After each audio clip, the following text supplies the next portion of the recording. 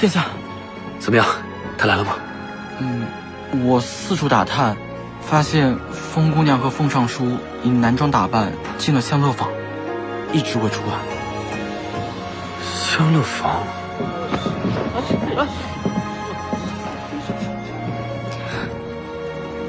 这位公子，诗会已经结束了，还请公子明日再来。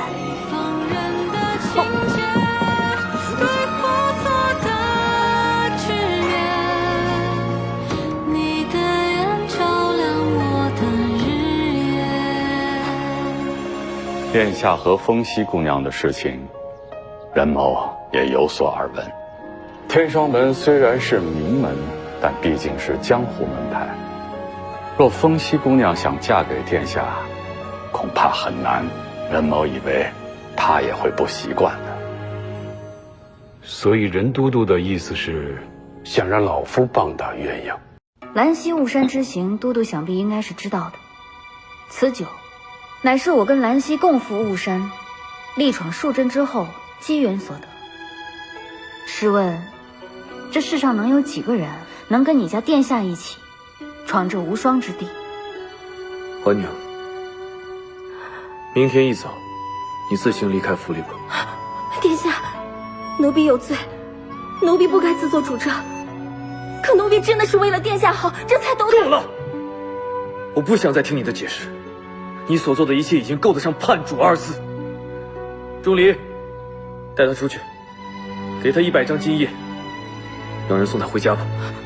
殿下，我不走。殿下，皇娘只想服侍您，除了这儿，皇娘哪儿都不想去。殿下，殿下！你已经没有这个资格了。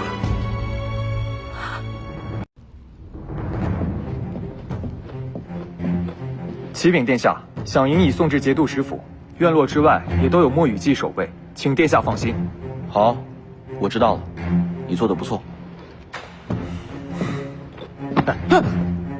我都说了，现在周围都是自己人，你还演上瘾了是吧？这演戏当然要演全套了。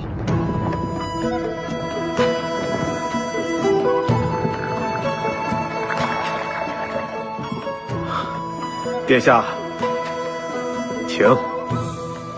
于大人，请。你替我喝。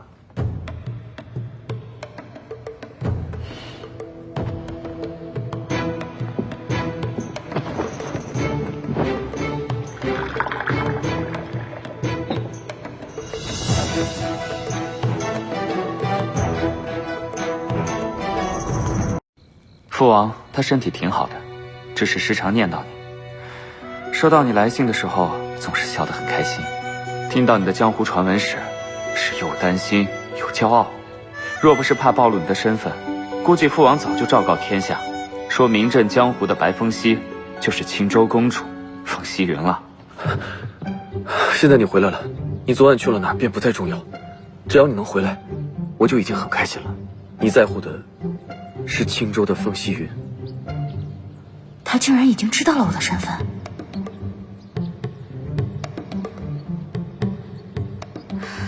算了，有没有其他办法？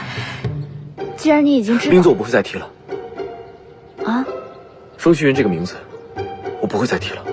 他这是在告诉我不会暴露我的身份吗？他这又是何用意？我本以为公子也是风雅之人，却没想到如此俗不可耐。越这就不懂了。殿下这句话的意思是？首先，他并不是我的附属，而是与我同行之人。他不属于任何人，他只属于他自己。其次，人有自己的意识，又怎么能像货物一样被任意赠送？越受教了。不过，他既然属于他自己，假若他与我情投意合，殿下可否愿意让他离开？黑风息竟然姓风，你说有没有可能，他是我们雍州王室的后裔？若此人真是王室之人，那恐怕……既然抓住了饮泉水榭的尾巴，就把他拽出来。你去，立刻秘密抓捕，如玉轩的掌柜严加审讯。